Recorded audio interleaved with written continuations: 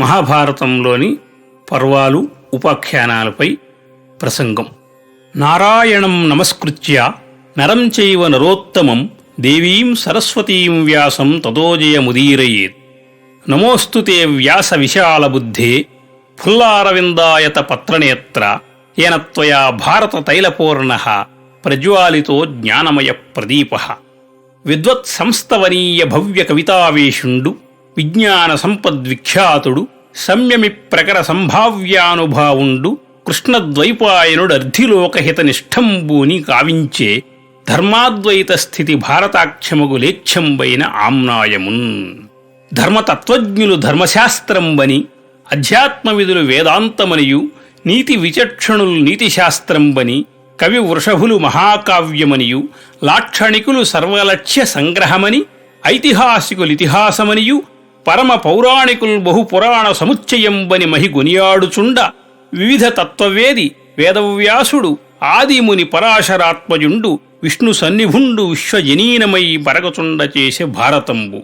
వేదములకు నఖిల స్మృతి వాదములకు బహుపురాణ వర్గంబులకున్ వాదైన చోటులను దామూదల ధర్మార్థ కామ మోక్షస్థితికిన్. పారాశర్యం పరమపురుషం విశ్వవేదైకయోనిం విశ్వాధారం విబుధ వినుతం వేద వేదాంత వేద్యం శశ్వచ్ఛాంతం శమిత విషయం శుద్ధ బుద్ధిం విశాలం వేదవ్యాసం విమలమతిదం సర్వదాహం నమామి. మహర్షి సత్తముడు, శకకర్త, యుగపురుషుడు, సకల పురాణేతిహాస వాంగ్మయ స్రష్ట, అతీంద్రియ జ్ఞాని, విష్ణువంశ సంభూతుడు అయిన వ్యాసమహర్షి సత్యవతీ గర్భాన జన్మించడం వలన ఆయన్ని సాత్యవతేయుడు అన్నారు. యమునాద్వీపంలో జన్మించడం వలన ద్వైపాయనుడు అన్నారు. ఆయన అసలు పేరు కృష్ణుడు.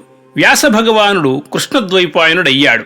అలాగే వేదాలను విభజించటం వలన వేదవ్యాసుడన్నారు. వ్యాసభగవానుడు వేదమూర్తి, నారాయణాంశతో నరుని రూపంలో అవతరించిన సనాతన ఋషి. ఆయన చిరంజీవి, మూర్తీభవించిన సనాతన ధర్మం. హిమాలయ శిఖరాలే ఆయన సముత్తుంగ శిరస్సు, కన్యాకుమారి పాదద్వంద్వం, శ్రీలంక పాదపీఠం, యుగయుగాల వేద ఘోషలోని ప్రణవనాదమే ఆయన హృదయ స్పందన. గంగాది సర్వనదీ నదాలు రక్తనాళాలు. భారతీయ సంస్కృతే వాటిల్లో ప్రవహించే రక్తం. మంజుల కలనిస్వనాలతో వెలువడే మాటలే పురాణాలు, బ్రహ్మసూత్రాలు, భారత భాగవతాది పుణ్యశ్లోకాలు. ఆయన నేర్పిన నడవడే ధర్మం. ఆయన అడుగుజాడలే భారతదేశాన్ని ప్రపంచ దేశాలకు గురువుగా నిలిపాయి. ఆయనే జగద్గురువైన వేదవ్యాసులవారు. వ్యాసభగవానుడు అమూల్యమైన అనంతమైన వైదిక సాహిత్యాన్ని మానవ జాతికి అందించాడు. ఆయన రచనలన్నీ జ్ఞానప్రదాలు, ఆణిముత్యాలు. వేదతత్వాన్ని జొప్పించి అష్టాదశ మహాపురాణాలను, పంచమవేదమైన మహాభారతాన్ని రచించాడు. సమస్త ఉపనిషత్తుల సారాన్ని సంక్షిప్తంగా సూత్రప్రాయంగా బ్రహ్మసూత్రాలుగా రచించాడు. ఇంకా వ్యాస సంహితను కూడా రచించాడు. దానిలో సనాతన ఆచార వ్యవహారాలు వివరించబడినవి. ఆయన ఏర్పరిచిన విద్యా వ్యవస్థ వేల సంవత్సరాలు గతించినా చెక్కు చెదరలేదు. అందువలనే నేటికి ఆయన జగద్గురువుగా ఆరాధించబడుతున్నాడు. వ్యాసమహర్షి సజీవమైన వేదధర్మం. వేదధర్మాన్ని మనకందించిన ఋషిబ్రహ్మ వ్యాసమహర్షి. వేదాత్మను, బ్రహ్మసూత్రాలు, భారతం ద్వారా మనకందించింది ఆయనే. భాగవతాన్నందించిన నారాయణ అవతారమే వ్యాసమహర్షి. తపస్సే ఆయన వృత్తి. వేద సాక్షాత్కారమే ఆయన నిరంతర పరిశ్రమ. పురాణేతిహాస బ్రహ్మసూత్ర రచనే ఆయన జీవిత చరిత్ర. ఆయన వేదశాస్త్ర పురాణేతిహాసాది అనంత వాంగ్మయ మహాస్రష్ట. ఈ ప్రపంచ వాంగ్మయంలో ప్రతిదీ లోతుగా పరిశీలిస్తే చివరికి వాటి మూలంలో వ్యాసమహర్షే సాక్షాత్కరిస్తాడు. అందుకే వ్యాసోచ్ఛిష్టం జగత్సర్వం అన్నారు. ఆయన కరుడుగట్టిన విజ్ఞాన రాశి, వేద విజ్ఞాన సర్వజ్ఞ పీఠాధిపతి. భారతదేశానికి వ్యాసమహర్షి తలమానికం వంటి వజ్ర కిరీటం. అందుకే మహాయోగి అరవిందులు వ్యాసమహర్షిని జాతీయ కవిగానూ, మహాభారతాన్ని జాతీయ కావ్యంగానూ అభివర్ణించారు. ఆయన మన జాతీయ ఋషి. వ్యాసమహర్షి భారతాత్మ, భారతజాతి పితామహుడు. ఆయన మహాయోగి, పరమ గురువు. తాను వ్రాసిన గ్రంథాల్లో తానే పాత్రగా ఉంటూ గ్రంథకర్తగా, వక్తగా, ప్రవక్తగా అనేక భూమికలను నిర్వహించాడు. అదే వ్యాసమహర్షి ప్రదర్శించిన దివ్య లీల. వ్యాసభగవానుడు మానవులలో సత్యధర్మాలను ప్రతిష్ఠించడానికి మన మధ్య అవతరించాడు. అనేకానేక ధర్మాలను మనకు ప్రబోధించాడు. ఆయన తన 9 శిష్యుల ద్వారా 4 వేదాలను, సూత మహర్షి ద్వారా సకల పురాణ సంపదను, వైశంపాయనుని ద్వారా మహాభారతాన్ని, శుకయోగి ద్వారా భాగవతాన్ని మానవజాతికి అందించాడు. ఆయన ఋషుల మండలానికి గురుమూర్తి. వ్యాస భగవానుడు ద్వాపరాంతంలో సర్వధర్మశాస్త్ర పరిరక్షణ కోసం నిర్వహించిన మహాజ్ఞానయజ్ఞంలో ఈ పరమపురుషులే ఋత్విక్కులు. వ్యాస భగవానుడే అధ్యక్షుడు. జ్ఞానాగ్నే వేద విజ్ఞానం. ఆ ఆధ్యాత్మిక జ్యోతే ఈనాటికి లోకాలను వెలిగించే అఖండ జ్యోతి. అదే మనకు వెలుగుబాట, మార్గదర్శి. ఆయన విచిత్ర రచనా విధాన సంధానం ఒక ఆధ్యాత్మిక యోగ ప్రక్రియ. వ్యాస భగవానుడు వేద పదార్థ జాల విజ్ఞాత, భారత స్మృతి విధాత. మన ప్రాచీన విజ్ఞానమంతా ఆయన వెలిగించిన అఖండ జ్యోతి నుండి వెలువడిన కిరణాలే. భాతి సర్వేషు వేదేషు రతి సర్వేషు జంతుషు తరణం సర్వపాపానాం యస్మాత్ భారతముచ్యతే. వేదాలన్నింటిలో ప్రకాశించేది, సకల ప్రాణులకు ప్రీతి కలిగించేది, పాపాలన్నింటినీ పోగొట్టేది కావున దీనిని భారతము అన్నారు. మహత్వాత్ భారవత్వాచ్చ మహాభారతముచ్యతే. ఇది మహత్తరమైనది, విషయగాంభీర్యం కలది కాబట్టి మహాభారతం. భారతం పంచమో వేద. భారతం పంచమ వేదమన్నారు. వేదాలను విభజించి ప్రబోధించిన వేదవ్యాసులే వాటిని వివరించేందుకు వేదధర్మంపై ఆధారపడిన మహాభారతాన్ని రచించారు. ఇందులో వేదాల సారమంతా నిక్షిప్తమై ఉండటం వలన దీనిని పంచమవేదం అన్నారు. సనాతన ధర్మ ప్రతిపాదకమైన గ్రంథరాశిలో వేదాల తరువాత చెప్పదగినది, చతుర్వేద సారభూతమైనది మహాభారతమే. చతుర్విధ పురుషార్థ సాధనకవసరమైన విషయాలన్నీ భారతంలో ప్రతిపాదించబడినై. ఇది సర్వ విషయ సంకలితమైంది. దీనిలో చెప్పని విషయం మరెచ్చటా కనపడదు. లోకంలోని విషయాలన్నీ దీనిలో ఉన్నాయి. ధర్మేచ అర్థేచ కామేచ మోక్షేచ భరతర్షభ యదిహాస్తి తదన్యత్ర ఎన్నేహాస్తి నతత్క్వచిత్తని వ్యాసభగవానుడే గ్రంథారంభంలో చెప్పారు. కాబట్టి ఇదొక విజ్ఞాన సర్వస్వం. మహాభారతం ధార్మిక, ఆధ్యాత్మిక, వైజ్ఞానిక, నైతిక, రాజకీయ విజ్ఞాన సర్వస్వం. దీనిలో వ్యక్తులు, సమాజాలు అనుసరించదగిన అనేక ధర్మ సూక్ష్మాలు కథలుగా, గద్య పద్యాత్మకంగా, మనోరంజకంగా వివరించబడినవి. భారతంలో చెప్పిన అంశాల గురించి వ్యాసుల వారే గ్రంథారంభంలో బ్రహ్మదేవుణ్ణుద్దేశించి ఇలా అన్నారు. వేదాలలో నాచే ధృవీకరించబడిన రహస్యాలు, ఉపనిషద్ బోధనలు, వైదిక కర్మకాండల వివరాలు, ఇతిహాస పురాణ ప్రబోధాలు, భూత భవిష్యత్ వర్తమాన కాల విజ్ఞానం, వార్ధక్యం, మృతి, వ్యాధి, భయాల నిర్దిష్ట లక్షణాలు, వివిధ ఆశ్రమాల ధర్మాలు, వర్ణ వ్యవస్థ, నిష్ఠా బ్రహ్మచర్యాదుల నిర్వహణ, సూర్యచంద్రాది గ్రహగతులు, వాటి ప్రభావాలు, తర్క వేదాంత వైద్య విజ్ఞానం, దానం, దైవ మానవ జీవనాలు, పవిత్ర నదీనదాలు, క్షేత్రాలు, దేశాల వివరం, యుద్ధతంత్రం, భాషా విజ్ఞానం, లౌకిక జీవనాన్ని నిర్వహించవలసిన విధానం మొదలైనవన్నీ ఈ మహాగ్రంథంలో ప్రస్తావించబడినవి. మహాభారతంలో 100,000 శ్లోకాలున్నాయి. ఉపాఖ్యానాలు విడిస్తే అది 24,000 శ్లోకాల గ్రంథమని చెప్తారు. వ్యాసుడు మహాభారతాన్ని చెప్పిన తరువాత 60 లక్షల శ్లోకాలు గల మహాభారత సంహితను చెప్పాడని, అందులో 30 లక్షలు దేవలోకానికి, 15 లక్షలు పితృలోకానికి, 14 లక్షలు గంధర్వలోకానికి, 1,00,000 శ్లోకాలు మానవలోకానికి ప్రసాదించబడినాయి. దేవలోకంలో నారదుడు, పితృలోకంలో అసిత దేవతలు, గంధర్వాదులకు శ్రీశుకుడు, మానవులకు వైశంపాయనుడు ఈ కథను వివరించారు. జయం మహాభారతం. వేదాన్ అధ్యాపయామాస మహాభారత పంచమాన్ సుమంతం జైమినిం పైలం శుకం చైవ స్వమాత్మజం ప్రభుర్వరిష్ఠో వరదో వైశంపాయనమేవచ సంహితాస్తైః పృథక్త్వేన భారతస్య ప్రకాశితాః అని మహాభారతం ఆదిపర్వంలో చెప్పారు. ఇది మహాభారతం ప్రత్యేకత. సుమంత జైమిని వైశంపాయన పైలాహ సూత్ర భారత మహాభారత ధర్మశాస్త్రకారకాః అని ఆశ్వలాయన గృహ్యసూత్రం. సుమంతుడు సూత్రకారుడు, జైమిని భారతకారుడు, వైశంపాయనుడు మహాభారతకారుడు, పైలుడు ధర్మశాస్త్రకారుడు. ఆదిపర్వం నుండి స్వర్గారోహణ పర్వం వరకు గల గ్రంథం భారతమని, హరివంశంతో కలిసి ఉన్న గ్రంథం మహాభారతమని పూర్వులు పేర్కొన్నారు. హరివంశం వ్యాసకృతమనే సంప్రదాయం. ఇది భారతానికి ఖిలభాగం. దీనిలో యదువంశ చరిత్ర ప్రధానంగా ఉంది. దీనికి ఆశ్చర్యపర్వమని కూడా పేరుంది. దీనిలో 16,000 నుండి 18,000 శ్లోకాలు దాకా ఉన్నాయి. జయం 8,800 శ్లోకాలు, భారతం 24,000 శ్లోకాలు, మహాభారతం 1,00,000 శ్లోకాల గ్రంథం. ఆదిపర్వం నుండి స్వర్గారోహణ పర్వం వరకు 84,836 శ్లోకాలు, మొత్తం 18 పర్వాలు. అష్టాదశైవ ముక్తాని పర్వాణ్యేతాన్యశేషతః ఖిలేషు హరివంశంచ భవిష్యంచ ప్రకీర్తితం 10 శ్లోక సహస్రాణి 20 శ్లోక శతాని చ ఖిలేషు హరివంశే చ సంఖ్యాతాని మహర్షిణా అని పర్వాధ్యాయ సంగ్రహకారుడు చెప్పారు. మహాభారతానికి జయమని, భారతమని, మహాభారతమని 3 పేర్లు కనపడుతున్నాయి. జయమంటే 8,800 శ్లోకాలు మాత్రమేనని, దాన్నే వ్యాసుల వారు వ్రాశారని కొంతమంది చెప్తున్నారు.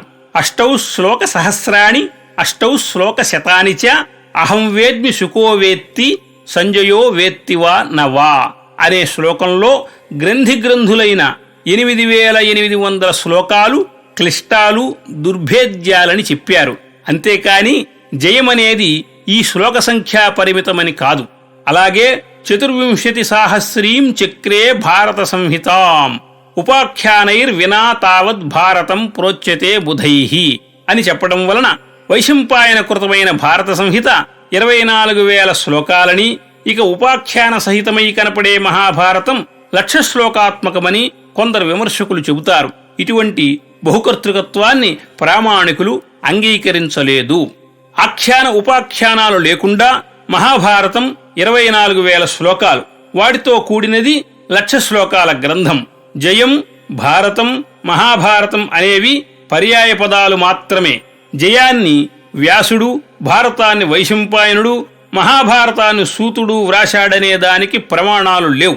జనమేజయుడు వైశంపాయనునికి చెప్పినట్లు, సూతుడు శౌనకాదులకు చెప్పినట్లు వ్యాసమహర్షే మహాభారతంలో చెప్పాడు. అందుకే మహాభారతం ఆదిపర్వం మొదలు స్వర్గారోహణ పర్వం వరకు జయమను పేరు గలది. ప్రతి పర్వాదిలో నారాయణం నమస్కృత్య నరంచైవ నరోత్తమం దేవీం సరస్వతీం వ్యాసం తతో జయముదీరయేత్ అనే శ్లోకం ఉంది. పర్వాంతంలో ఇతి శ్రీ మహాభారతే శతసాహస్ర్యాం సంహితాయాం వైయాసిక్యాం అని ఉంది. దీనిని బట్టి 1,00,000 శ్లోక పరిమితమైన గ్రంథం వ్యాసప్రణీతమేనని తెలుస్తున్నది. ఇది శతసాహస్రిక సంహిత. విస్తీర్యై తం మహాజ్ఞానం ఋషి సంక్షిప్య చాబ్రవీత్ ఇష్టం హి విదుషాం లోకే సమాసం వ్యాసధారణం. సంక్షేపంగా చెప్పిన 24,000 గ్రంథాన్ని, విస్తృతమైన 1,00,000 గ్రంథాన్ని కూడా వ్యాసమహర్షే చెప్పాడని దీనర్థం. దీనిని బట్టి కొంత గ్రంథం సూత వైశంపాయనుడు వ్రాశారనటం యుక్తం కాదని, ప్రస్తుతం లభిస్తున్న 18 పర్వ పరిమితమైన మహాభారతం వ్యాసకృతమేనని స్పష్టమవుతున్నది. అనుక్రమణికాధ్యాయంలో వ్యాసుల వారు 24,000 శ్లోకాలు రచించి దానిని తన పుత్రుడైన సుఖమహర్షిచే అధ్యయనం చేయించినట్లున్నది. ఇదం వైశంపాయనః ఇదం ద్వైపాయనః పూర్వం పుత్రమధ్యాపయచ్చుకం అని ఆదిపర్వంలో ఉంది. మహాభారతంలో 18 పర్వాలున్నాయి. ఇది ప్రతిపర్వ రసోదయం. ఆదిపర్వంలో 8,477 శ్లోకాలు, సభాపర్వంలో 2,709 శ్లోకాలు, వనపర్వంలో 17,478 శ్లోకాలు, విరాట్ పర్వంలో 2,376 శ్లోకాలు, ఉద్యోగ పర్వంలో 7,656 శ్లోకాలు, భీష్మ పర్వంలో 5,856 శ్లోకాలు, ద్రోణ పర్వంలో 9,649 శ్లోకాలు, కర్ణ పర్వంలో 5,046 శ్లోకాలు, శల్య పర్వంలో 3,671 శ్లోకాలు, సౌప్తిక పర్వంలో 811 శ్లోకాలు, స్త్రీ పర్వంలో 827 శ్లోకాలు, శాంతి పర్వంలో 13,943 శ్లోకాలు, అనుశాసన పర్వంలో 7,796 శ్లోకాలు, అశ్వమేధ పర్వంలో 2,950 శ్లోకాలు, ఆశ్రమవాస పర్వంలో 1,105 శ్లోకాలు, మౌసల పర్వంలో 292 శ్లోకాలు, మహాప్రస్థానక పర్వంలో 109 శ్లోకాలు, స్వర్గారోహణ పర్వంలో 312 శ్లోకాలు ఉన్నాయి. మొత్తం 84,835 శ్లోకాలని పర్వ సంగ్రహాధ్యాయం ద్వారా తెలుస్తున్నది. హరివంశం 10,739 శ్లోకాలు, మొత్తం 96,836 లేదా 1,00,000 7390 శ్లోకాలు. వావిళ్లవారి ప్రతిలో 1,12,000 శ్లోకాలున్నాయి. హరివంశంలో 3 పర్వాలున్నాయి. 1 హరివంశ పర్వం, 2 విష్ణు పర్వం, 3 భవిష్య పర్వం. దీనిలో పూర్వోత్తర విభాగం లేదు. జయశబ్దం 18 అంకెను సూచిస్తుంది. భారతం మానవుని మనోజయానికి సంబంధించింది కాబట్టి వ్యాసుడు దీనికి జయమని పేరు పెట్టాడు. మహాభారత యుద్ధం 18 రోజులు జరిగింది. దీనిలో పర్వాలు 18, భగవద్గీతలో అధ్యాయాలు 18. పర్వమనగా గ్రంథి.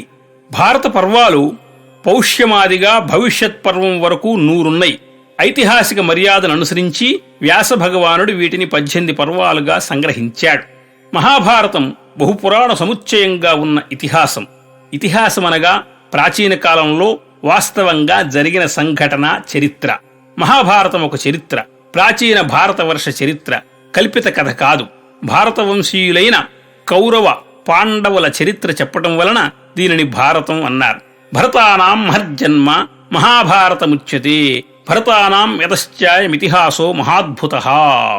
ఇది కృష్ణద్వైపాయనునిచే రచించబడటం వలన దీనికి కార్ష్ణవేదమని పేరొచ్చింది. వస్తు గౌరవాన్ని బట్టి దీనికి మహాభారతమనే పేరు సార్థకమైంది. మహత్వాత్ భారవత్వాచ్చ మహాభారతముచ్యతే. భారతేరర్ధగౌరవం అన్నారు. వ్యాసుని రచన చాలా గంభీరమైంది. ఈ అర్ధగౌరవం అతి గంభీరమైంది కాబట్టి సమన్వయం ఎంతో కష్టం. దీనిలో గ్రంథులుగా చెప్పబడే 8800 శ్లోకాలు క్లిష్టాలు, దుర్భేద్యాలు. వాటిని నేనెరుగుదును, శుకునికి తెలుసు, సంజయునికి తెలుసో తెలియదో అన్నారు వ్యాసుల వారు. 8 శ్లోక సహస్రాణి 8 శ్లోక శతాని చ అహం వేద్మి శుకో వేత్తి సంజయో వేత్తి వా నవా. రామాయణ భారత భాగవతాలు మానవ జాతికి మనశ్శాంతిని, ఆత్మజ్ఞానాన్ని అనుగ్రహించగల ఆనందామృత ఝరులు. భారతీయ సాంస్కృతిక, సాహిత్య, ఆధ్యాత్మిక రంగాల్లో వీటికి విశిష్ట స్థానం ఉంది. యుగ యుగాలుగా ఇవి అశేష ప్రజానీకానికి పురుషార్థ నిర్వహణలో మార్గదర్శకత్వం వహించినై. వాటిల్లో మహాభారతం ఆర్ష విజ్ఞాన సర్వస్వం, రత్నాల గని. అది వేదవ్యాసోపజ్ఞమైన వేదాంత సుధారసం, పరిణత మానవ ధర్మం, ప్రపంచ సారస్వత సరస్వతీ మొగట కోటీరం, అనూచాన సమీచీన సనాతన భారతీయ సంప్రదాయ సంస్కృతి భాండారం. మహాభారతామ్నాయం సర్వవేదార్థగర్భితం, సర్వపురాణేతిహాస సారం, 18 అపరా విద్యా సార సంభృతం అవటం వలన దీన్ని పంచమవేదమని, కార్ష్ణవేదమని చెప్పారు. కార్ష్ణవేదం పంచమంచ యన్మహాభారతం విదుహు వేదానధ్యాపయామాస మహాభారత పంచమాన్. మహాభారతం సర్వశాస్త్ర సముచ్చయమని వ్యాసభగవానుడిలా పేర్కొన్నాడు. అర్ధశాస్త్రమిదం ప్రోక్తం ధర్మశాస్త్రమిదం మహత్, కామశాస్త్రమిదం ప్రోక్తం వ్యాసేన అమిత బుద్ధినా. వ్యాసభగవానుడు 18 పురాణాలను, 18 ఉపపురాణాలను రచించాడు. వేదాంగ ఉపవేద ఉపాంగాలు 18 అపరా విద్యలు. మహాభారతం 18 పర్వ సంభృతం. భారతాంతర్గతమైన భగవద్గీత 18 సమలంకృతం. మహాభారత సంగ్రామం 18 దిన పరిమితం, 18 అక్షౌహిణీ సైన్య సముపేతం. కాబట్టి వ్యాసభగవానుడు మహాభారతేతిహాసాన్ని నిర్మించే ప్రణాళికలో ఈ 18 సంఖ్యకు, తత్వానికి అమిత ప్రాధాన్యమిచ్చాడనేది నిర్వివాదాంశం. 18 సంఖ్య అదృష్ట సంఖ్య కావున భగవద్గీత 18 అధ్యాయాలతో సమలంకృతమైంది. మహాభారతానికి జయేతిహాసమని నామాంతరం. సంసార జైనం గ్రంథం జయనామాన మీరయేత్ అని జయశబ్దానికి నిర్వచనం. వేదముల కంటే భారమొకటి వలన, మహత్వభారవత్వ కారణమున, భారతవంశీయుల మహర్జన్మ వర్ణనమున మహాభారత నామం సార్థకం. మహత్వేచ గురుత్వేచ ధ్రియమాణ యతోధికం మహత్వాత్ భారవత్వాచ్చ మహాభారతముచ్యతే. భరతానాం మహజ్జన్మ మహాభారతముచ్యతే, మహాభాగ్యంచ నృపతేర్భారతస్య మహాత్మనః యస్యేతిహాసో ద్యుతిమాన్ మహాభారతముచ్యతే. సకల పురాణాల్లో, వేదాల్లో సుప్రతిష్ఠితమైన భారతీయ వాక్కుచే ప్రవర్ధమానమవటం వలన మహాభారతమైందని వాయుపురాణం ఇలా నిర్వచించింది. పురాణవేదో హ్యఖిలో అస్మిన్ సమ్యక్ ప్రతిష్ఠితః భారతీ చైవ విపుల మహాభారతవర్ధిని. వేదాలు చెప్పిన పరబ్రహ్మతత్వాన్ని మహాభారతం పరమధర్మతత్వంగా వివిధ ఉపాఖ్యానాల ద్వారా చెప్పటం వలన దీనిని పంచమ వేదం అన్నారు. మహాభారతం 1,00,000 శ్లోకాత్మకమైన బృహద్గ్రంథం. భారత సంహితా స్రష్ట వ్యాస మహర్షి. ఆయన సత్యవతి పరాశరుల పుత్రుడు. ఆయనకు కృష్ణద్వైపాయనుడనే పేరుంది. అందుకనే భారతానికి కార్ష్ణవేదం అని కూడా పేరొచ్చింది. వస్తు గౌరవాన్ని బట్టి దీనికి మహాభారతం అనే పేరు సార్థకమైంది. మహత్వాత్ భారవత్వాచ్చ మహాభారతముచ్యతే. వైశంపాయనుడు దీనిని జయమనే సంబోధించాడు. భరతవంశీయులైన కౌరవ పాండవుల చరిత్ర చెప్పబడుటచే దీనిని భారతం అన్నారు. భరతానాం మహజ్జన్మ మహాభారతముచ్యతే. భరతానాం యతశ్చాయమితిహాసో మహాద్భుతః. మహాభారతం బహుపురాణ సముచ్చయమైన మహేతిహాసం. ఇతిహాసమనగా పూర్వం జరిగింది అని అర్థం. ఇతిహాస పురావృత్తం అని నిర్వచనం. పురుషార్థ ప్రతిపాదకమై ఉపదేశ సమన్వితమై పూర్వం జరిగిన గాథను తెలిపేది ఇతిహాసం. ధర్మార్థ కామమోక్షాణం ఉపదేశ సమన్వితం పూర్వవృత్త కథోపేతం ఇతిహాసం ప్రచక్షతే. వేద విజ్ఞానాన్ని ఇతిహాస పురాణాలు కథల ద్వారా తెలియజేస్తున్నాయి. దీనిలో వేదార్థాలు అన్వయించబడినాయి. ఇతిహాస పురాణాభ్యాం వేదం సముపబ్రహ్మయేత్ అని మనువు చెప్పాడు. సనాతన ధర్మ ప్రతిపాదకమైన గ్రంథరాశిలో వేదాల తరువాత చెప్పదగినది, చతుర్వేద సారభూతమైనది మహాభారతమే. కావున దీనిని పంచమ వేదం అన్నారు. భారతం పంచమో వేద. చతుర్విధ పురుషార్థ సాధనకు అవసరమైన విషయాలన్నీ భారతంలో ప్రతిపాదించబడినాయి. ఇది సర్వ విషయ సంకలితమైంది. దీనిలో చెప్పని విషయం మరెక్కడా కనపడదు. ధర్మేచ అర్ధేచ కామేచ మోక్షేచ భరతర్షభ యదిహాస్తి తదన్యత్ర ఎన్నేహాస్తి నతత్ క్వచిత్తు. మహాభారతం కౌరవ పాండవుల చరిత్ర ప్రతిపాదనా వ్యాజంతో మనకు అనేకానేక ధర్మాలను తెలియజేస్తుంది. ఇవి ఐహికాముష్మిక ధర్మనిధి. ధర్మస్వరూప నిరూపణమే మహాభారత లక్షణం. దీనిలో ధర్మాలు, ధర్మ సూక్ష్మాలు సహేతుకంగా సోదాహరణంగా నిరూపించబడిని. ధారణాద్ధర్మ ఇత్యాహు ధర్మో ధారయతే ప్రజాః. ప్రకృతిని, సమాజాన్ని ధరించేదే ధర్మం. ఇది సామాన్య ధర్మం, విశేష ధర్మం, ఆపద్ధర్మం అని 3 విధాలు. సాంసారిక జీవనం సాగిస్తూ సుఖంగా బ్రతికేవారంతా అవశ్యం ఆచరించవలసింది సామాన్య ధర్మం. దేశకాల పాత్రలను బట్టి అనుసరించవలసింది విశేష ధర్మం. ఆపదలొచ్చినప్పుడు తప్పనిసరి ఆచరించేది ఆపద్ధర్మం. ఈ 3 విధాలైన ధర్మాలను తెలియజేయటానికే భారతం అవతరించింది. ఈ ధర్మం రక్షణలోనూ శిక్షణలో కూడా సమర్థమైంది. ధర్మ ఏవ హతోహంతి ధర్మో రక్షతి రక్షితః. ఈ విధమైన ధర్మాన్ని మనం నిత్య జీవితంలో ఎలా ఆచరించాలో భారతంలో వ్యాసమహర్షి నిరూపించాడు. మన భరతఖండం యొక్క సంస్కృతి సంప్రదాయాలు, ధర్మకర్మలు, నీతి నియమాలు భారతంలో ప్రతిపాదించబడినాయి. ఉపనిషత్తులలోని ఆధ్యాత్మిక విద్య నుండి సాహిత్యంలోని ఖండకావ్యాల వరకు, చివరకు చిన్న కథల వరకు మహాభారతం తన విశ్వరూపాన్ని ప్రకటిస్తున్నది. ఇది వైజ్ఞానిక సంపదకు, సాంఘిక మర్యాదలకు, రాజకీయ ఎత్తుగడలకు, సారస్వత పోకడలకు 1000 పడగల శేషభోగి. దీనిలో ప్రధానంగా కౌరవ పాండవుల చరిత్ర ఉన్నప్పటికీ సందర్భానుసారంగా దేవతలు, మహర్షులు, చక్రవర్తులు, మనువులు, గంధర్వులు, రాక్షసుల చరిత్రలు కూడా చెప్పబడినాయి. వివిధ పుణ్యక్షేత్రాలు, వనాలు, పర్వతాలు, నదీనదాలు, సముద్రాల మాహాత్మ్య ప్రతిపాదన కూడా దీనిలో ఉంది. ఇది ఆనాటి సాంఘిక, ఆర్థిక, రాజకీయ, మత, సాంస్కృతిక, సారస్వత సంస్థల చరిత్రను తెలిపే విశ్వవిజ్ఞాన కోశం. మహాభారత కథ ఒక మహారణ్యం వలె కనిపిస్తుంది. ఇది దాయాదులైన కౌరవ పాండవుల మధ్య జరిగిన రాజ్య విభాగ సంబంధమైన కథ. ఈ ప్రధాన కథ కాక దీనిలో ఉపాఖ్యానాలెన్నో ఉన్నాయి. మహాభారతం మానవులకు అనుసరణీయాలైన ధర్మ నీతి తత్వాలనెన్నింటినో కథోపాఖ్యానాల ద్వారా విశదీకరిస్తున్నది. గంగావతరణం, శకుంతల, సావిత్రి, దమయంతుల చరిత్రలు, త్రిపురాసుర సంహారం, శిబి, యయాతి వృత్తాంతాలు, శ్రీరామ, పరశురామ, ఋష్యశృంగాదుల రమ్యమైన కథలెన్నో దీనిలో సత్యధర్మాదుల స్వరూపాన్ని నిరూపించినాయి. ఇవి తర్వాతి కవులకు కావ్యేతి వృత్తాలుగా ఉపయోగపడినాయి.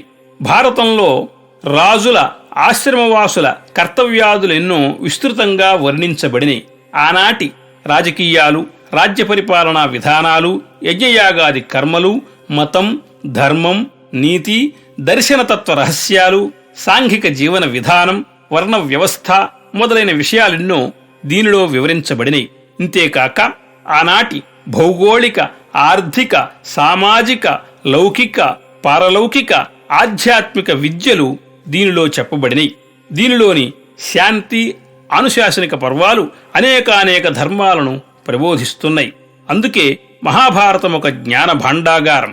సముద్రం రత్నాకరం, మేరుపర్వతం స్వర్ణగిరి, ఈ రెండింటి వలనే మహాభారతం కూడా రత్ననిధి, విజ్ఞాన ఖని.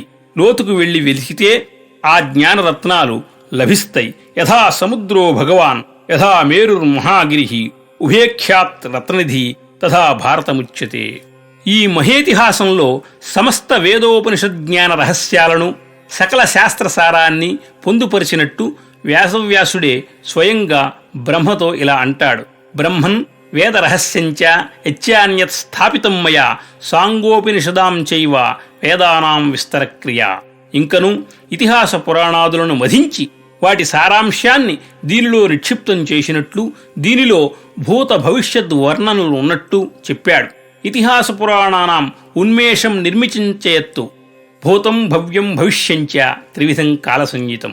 ఇంతేగాక సర్వోపనిషత్సారభూతమైన భగవద్గీత కూడా మహాభారతంలోనే. దీనిలో సమస్త మానవధర్మం బోధించబడింది. గీతాశాస్త్రం కర్మం, ధర్మం, బ్రహ్మ గురించి వివరిస్తుంది. కర్మ ధర్మమయం కావాలని ఆదేశిస్తుంది, దీనిని ధీరునిగా చేస్తుంది. భగవద్గీత సనత్సుజాతీయం, విష్ణు సహస్రనామం, భారతామృత బిందువులు, భక్తి వేదాంత తత్వ కరదీపికలు. మహాభారత రచనకు ముందు వ్యాసమహర్షి సర్వాన్ని దర్శించాడు. అందువలనే పెద్దలు నానృషి కృతే కావ్యం అన్నారు. శుచిస్స నియమో వ్యాసః శాంతాత్మ తపసి స్థితః భారతస్యేతిహాసస్య ధర్మేణాన్వీక్షతాం గతిం ప్రవిశ్య యోగం జ్ఞానేన సో అపశ్యత్ సర్వం అంతతః. ఆయన తపస్సుతో, యోగంతో, జ్ఞానంతో భారతేతిహాసాన్ని దర్శించాడు. భారతంలో వ్యాస భగవానుడు మానవుని ఆంతర ప్రవృత్తుల వైవిధ్యాన్ని చక్కగా నిరూపించాడు. వ్యక్తిలో ఉండే లోభం, ఈర్ష్య, కాంక్షాదుల స్వరూపాన్ని అతి సహజంగా చిత్రించాడు. మానవ మనస్తత్వాన్ని మహర్షి వ్యాసుడు ఎంతగా అవగాహన చేసుకుని భారతాన్ని అందించాడో తెలుసుకుంటే మన హృదయాలు పొంగి పులకిస్తాయి. జీవితంలోని ఒడిదుడుకులు, కాల విపర్యయం, మానవులలోని భిన్న ప్రకృతులు దీనిలో ప్రకటించబడినాయి. ఒక్క మాటలో చెప్పాలంటే ఒకనాటి భారత జాతీయ కుటుంబానికది నిలువుటద్దం వంటిది. మహాభారత కాలంలో వర్ణాశ్రమ ధర్మాలు చక్కగా నడిచినాయి. క్షత్రియులు ఈ ధర్మ నిర్వహణను తమ కర్తవ్యంగా పరిగణించేవారు. ధైర్యస్థైర్యాలతో ప్రజలను పాలించటం క్షత్రియ ధర్మం. యజ్ఞయాగాదులు నిర్వహించటం, ఆయా సమయాల్లో బ్రాహ్మణులకు, పురోహితులకు, అనాథలకు దానధర్మాలు చేయటం, శాస్త్రాధ్యయనం, అస్త్రశస్త్రాభ్యాసం, శత్రువులను చోరులను శిక్షించటం, ప్రజలను రక్షించి ప్రజానురాగం చూరగొనటం ప్రభుధర్మాలుగా ఉండేవి. ఇంకను దీనిలో బ్రహ్మచర్య, గృహస్థ, వానప్రస్థ యతిధర్మాలు, అమాత్య, దూత, సేవక, గురుశిష్య ధర్మాలు, గోసేవ, గోహిరణ్యాది దానధర్మాలు, వైవాహిక ధర్మాలు మొదలైన అనేక సాంఘిక, సాంస్కృతిక, రాజకీయ, నైతిక విషయాలు వివరించబడినాయి. ఆ కాలంలో బ్రాహ్మ, దైవ, ఆర్ష, ప్రాజాపత్య, రాక్షస, ఆసుర, గాంధర్వ, పైశాచికాలనే అష్టవిధ వివాహ పద్ధతుల్లో మొదటి 4 బ్రాహ్మణులకు, గాంధర్వ రాక్షసాలు క్షత్రియులకు, ఆసురం వైశ్యశూద్రులకు ప్రశస్తాలుగా చెప్పబడినై. పైశాచిక వివాహం అందరికీ నింజమైందే. ఆనాడు బహుభార్యాత్వం దోషరహితంగా భావించేవారు. రాజులకు అనేక మంది భార్యలుండేవారు. రాజానో బహువల్లభాహ అని ప్రసిద్ధి. బహుభర్తృత్వం విషయంలో ద్రౌపది ప్రత్యేకోదాహరణం. అత్యవసర పరిస్థితుల్లో ప్రత్యేక విధులను అనుసరించి వర్ణాంతర వివాహాలు చేసుకునేవారు.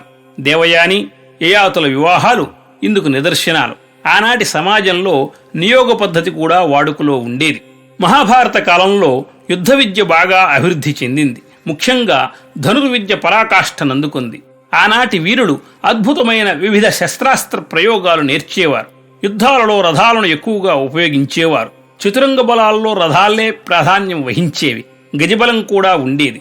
విలువిద్య తరువాత గదాయుద్ధం, మల్లయుద్ధం ప్రాచుర్యం పొందినాయి. ఖడ్గ విద్య చాలా తక్కువ. యుద్ధరంగంలో వ్యూహరచన ప్రధానంగా ఉండేది. యోధులను వారి వారి శౌర్య పరాక్రమాలను అనుసరించి అతిరథ, మహారథాది స్థాయి భేదంతో గుర్తించేవారు. సైన్యాన్ని రథ, గజ, తురగ పదాతులని 4 విభాగాలు చేసేవారు. రథికులు రథికులతోనూ, అశ్వికులు అశ్వికులతోనూ, గజారూఢుల గజబలంతోనూ, పోరు సాగించేవారు. ఆయుధం లేని వానితోనూ, అలసిన వానితోనూ, పారిపోయేవానితోనూ యుద్ధం చేయరాదని యుద్ధ నియమాలుండేవి. భారతీయ సంప్రదాయానుసారం రాత్రిపూట యుద్ధం నిషిద్ధం. కావున పగలు మాత్రమే యుద్ధం చేసేవారు. పగలు కూడా నిర్ణీత సమయంలోనే యుద్ధం జరిగేది. యుద్ధారంభానికి, యుద్ధ విరమణకు సూచనగా భేరీలు మ్రోగించేవారు. యుద్ధాన్ని తిలకించడానికి ప్రేక్షకాగారాలు నిర్మించేవారు. ఈ విధంగా భారతంలో వ్యాసమహర్షి ఆనాటి సాంఘిక రాజకీయ పరిస్థితులను, శస్త్రాస్త్ర విద్యలను, యుద్ధ కౌశలాన్ని వివరించాడు. మహాభారత యుద్ధం క్రీస్తుపూర్వం 3138 సంవత్సరంలో జరిగిందని కాలజ్ఞులు నిర్ణయించారు. ఆ తరువాత 36 సంవత్సరాలకు ద్వాపర యుగాంతంలో శ్రీకృష్ణ నిర్యాణం జరిగింది. క్రీస్తుపూర్వం 3102వ సంవత్సరం కలిశకం ఆరంభమని ఎన్సైక్లోపీడియా బ్రిటానికాలో నిర్ధారించబడింది. ప్రభుత్వం ప్రకటించిన ఇండియన్ యాంటిక్వరీలోని జనమేజయ శాసనం కూడా దీనిని ధృవీకరిస్తున్నది. మహాభారతం మానవజాతికి సమగ్ర సందేశాన్నిచ్చిన మహేతిహాసం. ఈ దివ్యేతిహాసంలో సనాతన ధర్మదీప్తులు తేజరిల్లి మానవజాతి కళ్యాణానికి బంగారు బాటలు వేసినాయి. ఇది భారతీయుల పవిత్ర ఆశయాలకు దర్పణమై పరంపరాగత సంస్కృతిని సమాజంలో సజీవంగా నిలబెట్టింది. మానవజాతికి శాంతి సందేశాన్నిచ్చింది. భారతీయ సంస్కృతికి నూతన పరిమళాన్ని చేకూర్చింది. భారతదేశానికే మహాలంకారమైంది. భారతం విజ్ఞాన సర్వస్వంగా ప్రపంచ పండితుల ప్రశంసలు పొందింది. ఇది ఆమ్నాయ తత్వానికి లోకవ్యాఖ్యా మకరందం. దీనిని మించిన జగద్భాష్యం మరొకటి లేదు. ఇది భారతీయుల హృదయోద్యానంలో తేనెవిందులు పంచే ఫలిత పారిజాతం. అనేక పాత్రలు, అనేక సంఘటనలతో కూడిన ఇంతటి బృహత్కావ్య నిర్వహణ వేదవ్యాసుని అసామాన్య ప్రతిభకు తార్కాణం. ఈ బృహద్గ్రంథం తరతరాలుగా మన సంస్కృతిని నిర్దేశిస్తున్నది. ఇది భారతీయ సంస్కృతి విజ్ఞాన కోశంగా దర్శనమిస్తుంది. ఈ జయేతిహాసం విశ్వజనీనమై సార్వకాలిక ధర్మ ప్రతిపాదకమైంది. మానవుడు తనకేది ప్రతికూలమో దానిని ఇతరులకు చేయరాదని, ఇదే ధర్మం యొక్క సంక్షిప్త స్వరూపమని, దీనికి విరుద్ధంగా జరిగేదంతా యథేచ్ఛా వ్యవహారమే గాని ధర్మం కాదని భారతం ఇలా ప్రబోధిస్తున్నది. న తత్పరస్య సందధ్యాత్ ప్రతికూలం యదాత్మనః ఏష సంక్షేపతో ధర్మః కామాదన్యః ప్రవర్తతే. ధర్మార్థకామ మోక్షాలనే చతుర్విధ పురుషార్థాలలో ఒక్క ధర్మాన్ని ఆశ్రయిస్తే మిగిలిన 3 అప్రయత్నంగా సిద్ధిస్తాయనే శాశ్వత సత్యాన్ని మహాభారతం ఉద్ఘోషిస్తున్నది. అటువంటి ధర్మాన్ని సేవించండని చేతులెత్తి ఆక్రోశిస్తున్నా తన మాట ఎవరూ పట్టించుకోరేమిటని భారత సంహితాస్రష్ట వ్యాస భగవానుడు భారతాంతంలో ఇలా నిర్వేదం చెందుతాడు. ఊర్ధ్వబాహురు విరౌమ్యేష నకశ్చన శృణోతి మే ధర్మాదర్ధశ్చ కామశ్చ సకిమర్థన్న సేవ్యతే. కావున ప్రతి భారతీయుడు ఆయన ఆవేదనను అర్థం చేసుకుని ఆయన మాటను లక్ష్యపెట్టాలి. ఇదే భారతం మనకిచ్చే సందేశం. ఈ విధంగా భారతీయ సంస్కృతిలో మహాభారతం పంచమ వేదంగా, ధర్మశాస్త్రంగా, వేదాంత సారంగా, సమస్త సాహితీ భాండారంగా, సర్వలక్ష్య సంగ్రహంగా, నీతి నిధానంగా, బహుపురాణ సముచ్చయమైన మహేతిహాసంగా, ఆర్షవిజ్ఞాన సర్వస్వంగా ప్రసిద్ధిగాంచింది. అందుకే మనవాళ్లు వ్యాసోచ్ఛిష్టం జగత్సర్వం అన్నారు. వ్యాసమునీంద్రుని అనుపమాన భావనాశక్తి ప్రేరితమై అత్యద్భుత విషయ ప్రపూర్ణమై ఐహికాముష్మిక శ్రేయఃప్రాప్తి సాధకమైన ఈ మహేతిహాసాన్ని చదివినా వినినా మనకు పరిపూర్ణత సిద్ధిస్తుంది. మహాభారతం ధర్మతత్వజ్ఞుల దృష్టిలో ఒక మహాధర్మశాస్త్రం, ఆధ్యాత్మిక తత్వవేత్తల దృష్టిలో వేదాంత నిధి, సత్కవీశ్వరుల దృష్టిలో సమస్త సాహితీ భాండారమైన మహాకావ్యం, లాక్షణికుల సకల లక్ష్య సంగ్రహం, ఐతిహాసికులకు మహేతిహాసం, నీతికోవిదులకు నీతి నిధానం, పౌరాణికులకు బహుపురాణ సముచ్చయం. ఇది 18 పర్వాలతో విలసిల్లుతున్న విశ్వకథా విపంచి. ఆదిపర్వంలో పూర్వగాథలు, భీష్మ ప్రతిజ్ఞ, కురుపాండవ జననం, పాండురాజు మరణం, కృపద్రోణులు, అస్త్రవిద్యా ప్రదర్శనం, కర్ణుడు గురుదక్షిణ, లక్క ఇల్లు, ఘటోత్కచుడు, బకాసురుడు, ద్రౌపదీ స్వయంవరం, ఖాండవ ప్రస్థం, సుభద్రా పరిణయం, ఖాండవవన దహనం మొదలైనవి చెప్పబడినాయి. ఈ పర్వ ప్రారంభంలో ఎన్నెన్నో మహత్తరమైన ఉపాఖ్యానాలున్నాయి. భారతీయ సాంఘిక వ్యవస్థ పరిణామాన్ని పరిశీలించే వారికి ఉపయోగపడే సమాచారం ఈ పర్వంలో ఎంతగానో లభిస్తుంది. ఆసక్తి గలవారు అధ్యయనం చేయదగ్గ పర్వమిది. రెండవదైన సభాపర్వంలో ధర్మరాజు రాజసూయాగం, మయసభ, జరాసంధ వధ, శిశుపాల వధ, ద్యోత క్రీడ, ద్రౌపదీ పరాభవం, అనుద్యోతం మొదలైనవి ఉన్నాయి. మూడవదైన అరణ్య పర్వంలో విదుర బహిష్కరణ, అర్జునుడు పాశుపతాస్త్రం సంపాదించటం, ఘోషయాత్ర, సౌగంధికాపహరణం, హనుమంతుని దర్శనం, కలియుగ ధర్మాలు, యక్షప్రశ్నలు మొదలైనవి ఉన్నాయి. పాండవుల అరణ్యవాస కథ ఈ పర్వంలో ఉంది. నాలుగవదైన విరాట పర్వంలో పాండవులు మారువేషాల్లో విరాట నగర ప్రవేశం చేయటం, కీచిక వధ, దక్షిణ గోగ్రహణం, సుశర్మ పరాభవం, ఉత్తర గోగ్రహణం, విజయం, ఉత్తరాభిమన్యుల కళ్యాణం చెప్పబడినాయి. పాండవుల అజ్ఞాతవాస కథ ఈ పర్వంలో చెప్పబడింది. ఐదవది ఉద్యోగ పర్వం. దీనిలో శ్రీకృష్ణ రాయబారం ప్రధానాంశం. ఇంకా సంజయ రాయబారం, విదురనీతి, శరత్సుజాతీయం, కర్ణహృదయం, కుంతీకర్ణుల సమావేశం, యుద్ధ సన్నాహాలు, సేనా బలాలు చెప్పబడినాయి. ఈ 5 పర్వాలను ఆదిపంచకం అంటారు. ఆరవది భీష్మ పర్వం. దీనిలో యుద్ధ సంరంభం, భూగోళ వివరాలు, భగవద్గీత, శరతల్పం మొదలైనవి వర్ణించబడినాయి. భీష్ముడు కౌరవ సేనాధిపతిగా జరిగిన 10 రోజుల యుద్ధ వివరాలను భీష్మపర్వం అందిస్తుంది. ఏడవది ద్రోణపర్వం. దీనిలో ద్రోణునికి కౌరవ సేనాధిపత్యం ఇవ్వటం, సంశప్తకుల వధ, పద్మవ్యూహం, అభిమన్యుని వీరమరణం, సైంధవ వధ, ఘటోత్కచుని మరణం, ద్రోణుని అస్త్రసన్యాసం మొదలైనవి చెప్పబడినాయి. ద్రోణుడు సేనాధిపతిగా చేసిన 5 రోజుల యుద్ధం దీనిలో వర్ణించబడింది. ఎనిమిదవది కర్ణపర్వం. ఆ తరువాత కర్ణుడు కౌరవ సేనాని అయ్యాడు. అతని ఆధ్వర్యంలో 2 రోజులు యుద్ధం జరిగింది. దీనిలో శల్యసారథ్యం, ధర్మరాజు పరాభవం, దుశ్శాసన వధ వర్ణించబడినాయి. 9వది శల్యపర్వం. శల్యుడు సేనాధిపతిగా ఒక పగలు యుద్ధం నడిచింది. దీనిలో శల్యుని మరణం, అశ్వత్థామకు సేనాధిపత్యం కట్టబెట్టడం మొదలైనవి చెప్పబడినాయి. దీనిలోనే దుర్యోధనుని తొడలు భీముడు విరగొట్టడం, దుర్యోధనుడు నేలకూలడం వర్ణించబడినాయి. 10వది సౌప్తిక పర్వం. సుప్తి అంటే నిద్ర. రాత్రివేళ నిద్రిస్తున్న పాండవ యోధుల్ని, ఉపపాండవులైన పాండవుల పుత్రులను, పాండవ సేనాని దృష్టద్యుమ్నుని అశ్వత్థామ సంహరించాడు. అందువలన దీనికి ఈ పేరొచ్చింది. ఈ రాత్రి యుద్ధంతో భారత యుద్ధం ముగిసింది. ఈ యుద్ధం మొత్తం 18 రోజులు జరిగింది. వీటిని యుద్ధ షట్కం అంటారు. 11వది స్త్రీ పర్వం. దీనిలో కౌరవ స్త్రీల రోదన వర్ణించబడింది. యుద్ధంలో మరణించిన వీరుల దహన సంస్కారాలు, తర్పణాలు మొదలైనవి చెప్పబడినాయి. 12వది శాంతి పర్వం. దీనిలో భీష్ముడు ధర్మరాజుకు చెప్పిన అనేక ధర్మాలు వివరించబడినాయి. రాజధర్మాలు, ఇంకా అనేక ధర్మ సూక్ష్మాలు దీనిలో ఉన్నాయి. 13వది ఆనుశాసనిక పర్వం. దీనిలో కూడా శరతల్పగతుడైన భీష్ముడు ధర్మరాజుకు ప్రబోధించిన ధర్మాలు వివరించబడినాయి. దీనిలోనే విష్ణు సహస్రనామం చెప్పబడింది. భీష్ముడు యోగంతో శరీరాన్ని త్యజించడం, ఆ ధర్మమూర్తికి అగ్ని సంస్కారం చేసి గంగాతీరంలో నివాపాంజలుడు సమర్పించటం మొదలైనవి చెప్పబడినాయి. 14వది అశ్వమేధ పర్వం. దీనిలో ధర్మరాజు అశ్వమేధయాగం, పరీక్షిత్తు జననం, శ్రీకృష్ణుడు మృత శిశువును బ్రతికించటం వర్ణించబడినాయి. వంశం పరిక్షీణమయ్యే వేళ జన్మించాడు కాబట్టి అతనికి పరీక్షిత్తు అని నామకరణం చేశారు. బభ్రువాహనుని వృత్తాంతం మొదలైనవి దీనిలో చెప్పబడినాయి. 15వది ఆశ్రమవాస పర్వం. దీనిలో ధృతరాష్ట్రుడు, గాంధారి, కుంతి, విదురుడు, సంజయుడు వనవాసానికి వెళ్లటం, వానప్రస్థాశ్రమంలో ఉండటం, వ్యాసుడు వారికి మరణించిన వీరులను చూపించటం, విదురుడు దేహత్యాగం చేయటం, ధర్మరాజు ఆయనకు ఉత్తరక్రియలు నిర్వర్తించటం, దావాగ్నిలో ధృతరాష్ట్రుడు, గాంధారి, కుంతి ఆహుతి కావటం, సంజయుడు హిమాలయాలకు వెళ్లటం, ధర్మరాజు వాళ్లకు విద్యుక్త కర్మలు నిర్వర్తించటం చెప్పబడినాయి. 16వది మౌసల పర్వం.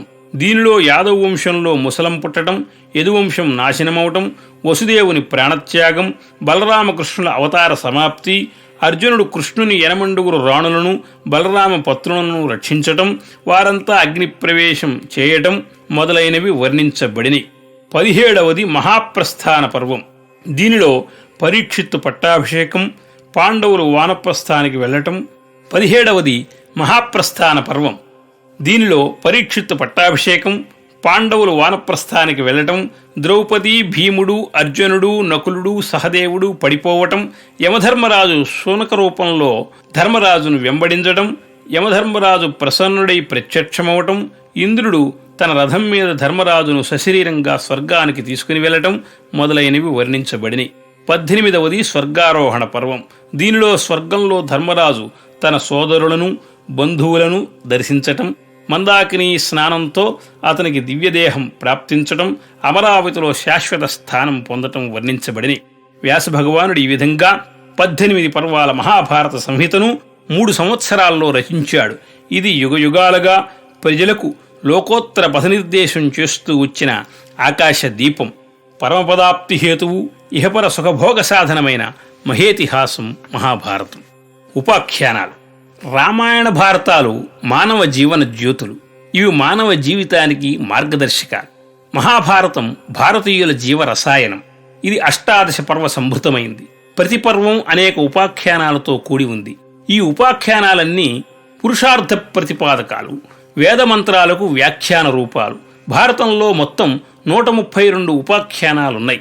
సరమోపాఖ్యానం, ఉద్దాలకోపాఖ్యానం, ఉపమన్యు ఉపాఖ్యానం, ఉదంకోపాఖ్యానం, సౌవర్ణోపాఖ్యానం, సావిత్రి ఉపాఖ్యానం, శకుంతలోపాఖ్యానం, నలోపాఖ్యానం, చ్యవనుడు, పరీక్షిత్తు, యయాతి, దీర్ఘతముడు, అణిమాండవ్యుడు, తపతి సంవరణులు, వశిష్ఠుడు, సుందోపసుందులు, సౌదాసుడు, అగస్త్యుడు, వృత్రవధ, ఋష్యశృంగుడు, పరశురాముడు, సుకన్య, మాంధాత, సోమకుడు, ఔశీనరుడు, అష్టావక్రుడు, యవక్రీతుడు, అజగరం, శిబి, ఇంద్రద్యుమ్నుడు, దుందుమారుడు, ధర్మవ్యాధుడు, అంగిరసుడు, ముద్గలుడు, దుర్వాసుడు, రామోపాఖ్యానం మొదలైన ఉపాఖ్యానాలెన్నో ఉన్నాయి.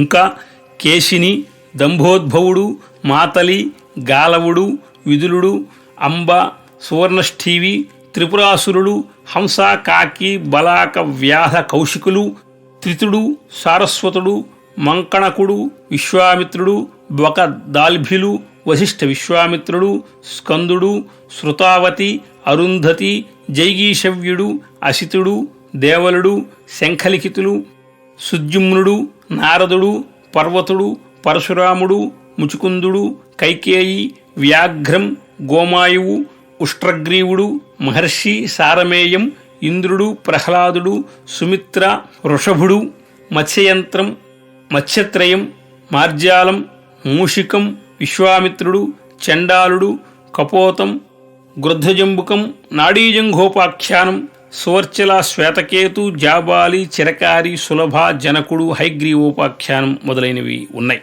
ఇంకను దీనిలో సుదర్శనోపాఖ్యానం, ఇంద్ర శుక సంవాదం, శూద్రతాపసి, భంగాస్వనుడు, ఉపమన్యువు, అష్టావక్రుడు, మతంగుడు, వీతహవ్యుడు, ఔశీనరుడు, శ్యాన కపోతీయం, విపులోపాఖ్యానం, కుశికోపాఖ్యానం, నృగోపాఖ్యానం, నాచికేతోపాఖ్యానం, స్కందోపాఖ్యానం, వృషాదర్భి సప్తర్షులు, కీటోపాఖ్యానం, హరిణ కృశోకాఖ్యానం, కార్తవీర్యార్జునోపాఖ్యానం, సంవర్త మరుత్తీపోపాఖ్యానం, ఉత్తంకోపాఖ్యానం, నకులోపాఖ్యానం మొదలైనవి ఉన్నాయి. ఇంకను దీనిలో సుదర్శనోపాఖ్యానం, ఇంద్రశుక సంవాదం, శూద్రతాపసి, భంగాస్వనుడు, ఉపమన్యువు, అష్టావక్రుడు, మతంగుడు, వీతహవ్యుడు, ఔశీనరుడు, శ్యాన కపోతీయం, విపులోపాఖ్యానం, కుశికోపాఖ్యానం, నృగోపాఖ్యానం, నాచికేతోపాఖ్యానం, స్కందోపాఖ్యానం, వృషాదర్భి, సప్తర్షులు, కీటోపాఖ్యానం, హరిణ కృశకాఖ్యానం, కార్తవీర్యార్జునోపాఖ్యానం, సంవర్త మరుత్తీయోపాఖ్యానం, ఉత్తంకోపాఖ్యానం, నకులోపాఖ్యానం మొదలైనవి ఉన్నాయి. వ్యాస భగవానుడు మంత్రతత్వాన్ని ప్రతిపాదిస్తూ సుందర కథన సంవిధానంతో ఈ ఉపాఖ్యానాలను సమకూర్చాడు. ఉద్దాలకోపాఖ్యానంలో గురుపరీక్ష, ఉపమన్యు ఉపాఖ్యానంలో గురుపరీక్ష, ఉదంకోపాఖ్యానంలో గురుశిష్య ధర్మ ప్రతిపాదన, సావిత్రి ఉపాఖ్యానంలో త్రయీవిద్యాత్మక గాయత్రి సావిత్రి మంత్రతత్వ విచారం, మహాభారత సావిత్రి సమ్యక్ దర్శనం, సౌవర్ణోపాఖ్యానంలో సువర్ణతత్వ దర్శనం వివరించబడినవి. మహాభారతంలోని సర్వోపాఖ్యానాలు సమాహార మణిహారాలు. మహాభారతం మానవ ధర్మస్వరూప నిరూపణం చేస్తుంది కాబట్టి దీనిని ధర్మతత్వజ్ఞులు ధర్మశాస్త్రం అన్నారు. భారతం ధర్మాచరణ గల మానవుణ్ణి స్వర్గారోహణం చేయిస్తుంది. దీనిని ఐతిహ్య దృష్టితోనూ విజ్ఞాన దృష్టితోనూ దర్శించాలి. భారత యుద్ధం చేసిన కురుపాండవులు వ్యాసునికి సాక్షాత్తు మనువలే. భారతం చారిత్రక సత్యమని ఇతిహాస శబ్దమే చెబుతున్నది. ఛాందోగ్యంలో హస్తినాపురం ఇభ్యగ్రామంగా పేర్కొనబడింది. దీనికి గజాహ్వయమని మరొక పేరు. తరువాత హస్తినాపురం అయింది. ఇది ఇంద్రప్రస్థానికి అంటే నేటి ఢిల్లీకి 60 కోసుల దూరంలో గంగ ఒడ్డున ఉండేది. నేడు అది గంగా గర్భంలో కలిసిపోయింది. భారతవర్షం మన పితరుల పవిత్ర జన్మభూమి. ఆసింధో సింధు పర్యంత యస్య భారత భూమిక పితృభూ పుణ్యభూశ్చైవ సవై హిందూరితి స్మృతః. హిందూ దేశం భారతవర్ష పర్యాయం కాదు. సింధునదము సరిహద్దుగా భారతవర్షం 2 ఖండాలైంది. భారతవర్షే భరతఖండే అంటాం. సింధునదం పూర్వ భారతంలో ఉండింది. పశ్చిమ భారతం ఆర్యాణం. పూర్వ భారతమైన సింధుస్థానం హిందూస్థానమైంది. పశ్చిమ భారతం సింధువుకు పరంగా ఉండటం వలన పారస్థానమైంది. ఇదే నేటి పర్షియా. పూర్వ భారతం ఆర్యావర్తం, పశ్చిమ భారతం ఆర్యాయణం. ఇదే నేటి ఇరాన్. పురాతన పాశ్చాత్య భాషలో దీనిని ఓరియన్సు అన్నారు. మన గాంధారం కంధారమైంది, కాందహార్. హింగులవల బెలూచిస్తాన్, బాహ్లీకం బలఖ్, పారస్థానం పర్షియా, ఆర్యాణం ఇరాన్. ప్రాకృతిక భౌగోళిక వ్యవస్థానుసారం ఏర్పడిన భారతవర్షానికి మనువు సమ్రాట్టు. మనుశాసనాన్ని బట్టి ప్రజలను మానవులు అన్నారు. భారతవర్ష చరిత్ర అయిన భారతం మానవ చరిత్ర. ఆత్మ విజయమే జయేతిహాసం. భారతం మానవుని మనోజయానికి సంబంధించిన గ్రంథం. ఆత్మవిజయంతో నరుడు నారాయణుడు కావాలని వ్యాసమునీంద్రుని ఆశయం. భారతాన్ని ఆమూలాగ్రంగా తెలుసుకుంటే ఇది సిద్ధిస్తుంది. వ్యాసభగవానుడు అప్రతిమ ప్రతిభాభాసురుడు, అనంత శక్తి సంపన్నుడు. 18 పురాణాలను రచించి తర్వాత మహాభారతాన్ని వ్రాశాడు. 18 పురాణాని కృత్వా సత్యవతీసుతః భారతాఖ్యానమతులం చక్రే తదుపబృంహితం. వ్యాసో నారాయణ సాక్షాత్. వ్యాసుడు సాక్షాత్తు శ్రీమన్నారాయణుడే. అందుకే గీతలో పరమాత్మ మునీనామప్యహం వ్యాసః అన్నాడు. అంటే మునుల్లో వ్యాసుణ్ణి నేనేనన్నాడు. వ్యాసుడు చెబుతుంటే వినాయకుడు వ్రాశాడు మహాభారతాన్ని. ఆయన లేఖకుడు. భారతంలో కథాభాగానికి 3 రెట్లు ఆధ్యాత్మిక విషయాలున్నాయి. అందుకే దీనిని భారత సంహిత, భారత ఆమ్నాయం అన్నారు. వేదార్థ వివరణమే దీని ప్రధాన లక్ష్యం. ఇతిహాస పురాణాభ్యాం వేదం సముపబృంహయేత్. భారతం చతుర్విధ పురుషార్థ సాధకం, పాపనాశకం, వేదాంత విద్యా ప్రబోధకం. ఆధ్యాత్మిక దృష్టితో పరిశీలిస్తేనే ఇది సాధ్యమవుతుంది. భారతాన్ని ఎవరికి వారే తమకు అన్వయించుకుని జన్మసాఫల్యం చెందాలి. ఇది హృదయంగమం, సమగ్ర జ్ఞానప్రదం, పాప పరిహారకమైంది. భారతార్థాన్ని తెలుసుకోవాలంటే వ్యాసమునీంద్రుని కృపా విశేషం కావాలి. అది మన స్వంత ప్రజ్ఞ వల్ల తెలిసేది కాదని పెద్దల మాట. మహాభారత పరమార్థం శ్రీకృష్ణుడు. జీవేశ్వర సంస్థల్ని మేళవించి వైజ్ఞానిక దృష్టితో పరిశీలిస్తే మహాభారతం మౌలిక రహస్యం తెలుస్తుంది. మహాభారతం జ్ఞాన విజ్ఞాన కోశం. ఇది సర్వశాస్త్రాల సారభూతమైన నవనీతం. దీనిలో సర్వధర్మాలు వివరించబడినవి. సకల వేదాంతసారమైన భగవద్గీతా శాస్త్రం భారత గర్భశుక్తి ముక్తా ఫలమే. ఇదొకటే కాదు, విశ్వమానవ శిరోధార్యాలైన గీతారత్నాలి మహాభారత సముద్ర గర్భంలో ఎన్నో ఉన్నాయి. ఇది బహుముఖ శాస్త్ర దర్పణం, సర్వమానవ చరిత్ర. ప్రతిపర్వ రసోదయం. భారత భాగాలకు పర్వాలు అని పేరు. పర్వమనగా గ్రంథి. ప్రతి గ్రంథి రసాత్మకమైంది కనుక భారతంలోని ప్రతి పర్వంలో రసోదయం అవుతుంది. భారత పర్వాలు పౌష్య పర్వం మొదలు భవిష్యత్ పర్వం వరకు 100 పర్వాలు. ఐతిహాసిక మర్యాదను అనుసరించి వ్యాసుడు వీటిని 18 పర్వాలుగా సంగ్రహించాడు. ఇవి వస్తుతః మానవ జీవితానికి సమన్వయిస్తాయి. మానవుని చిత్తవృత్తులే భారత పాత్రలు. వీరి జన్మవృత్తాంతాలే ఆది పర్వంలో వర్ణించబడినవి. కాబట్టి మానవుని పుట్టుక ఆదిపర్వం, సర్వేంద్రియ మనోవికాసం సభాపర్వం, ఆత్మజ్ఞాన సముపార్జనం అరణ్యపర్వం. ఇది ఉపాసనకు సంబంధించింది. వేదాల్లో ఉపాసనాకాండని ఆరణ్యకం అంటారు. విరాడుపాసన విరాట్ పర్వం అజ్ఞాతం. ఆత్మ విజయానికి ఉద్యోగించడం ఉద్యోగ పర్వం. ఆసుర వృత్తులను జయించడం యుద్ధ పంచకం. భీష్మ ద్రోణ కర్ణ శల్య సౌప్తిక పర్వాలు. స్త్రీ పర్వం శ్రాద్ధ పర్వం. ఇది శ్రద్ధతో గమనించదగిన విషయం. సర్వధర్మ సంగ్రహణం శాంతి పర్వం. వేదశాసనానువర్తనం ఆనుశాసనిక పర్వం. అంతర్యాగం అశ్వమేధ పర్వం. అనాసక్త కర్మానుష్ఠానం ఆశ్రమవాస పర్వం. ఆత్మ నిష్క్రమణం మౌసల పర్వం. సూర్యాభిముఖంగా మహాపథంలో వెళ్లటం మహాప్రాస్థానిక పర్వం. స్వస్వరూప స్థితి పొందటం స్వర్గారోహణ పర్వం. స్వస్వరూప గమనమేవ స్వర్గం. వీటిలో దుర్యోధన ప్రవృత్తితో కూడిన మొదటి 11 పర్వాలు అశాంతి భావానికి, ధర్మ ప్రవృత్తితో కూడిన చివరి 7 పర్వాలు శాంతి భావానికి నిర్దిష్టాలు. మహాభారతం సనాతన భారతీయ విజ్ఞాన సర్వస్వం. ఇది 1,00,000 శ్లోక సంభృతమైన మహేతిహాసం. ప్రపంచ వాంగ్మయంలో ఇంత పెద్ద గ్రంథం మరొకటి లేదు. వ్యాసోచ్ఛిష్టం జగత్సర్వం అన్నారు. వేదవ్యాసుడు రచించిన జయేతిహాసం మహాభారతానికి ఆద్య ప్రకృతి. జనమేజయుని సర్పయాగంలో వైశంపాయనుడు చెప్పింది 2వ రూపం. ఉగ్రశ్రవసుడనే సూతుడు నైమిషారణ్యంలో శౌనకాది మహర్షులకు వినిపించిన మహాభారతం 3వ రూపం. ఇది 1,00,000 శ్లోక పరిమిత గ్రంథం. మహాభారతం ఒక మహాసాహిత్యారణ్యం.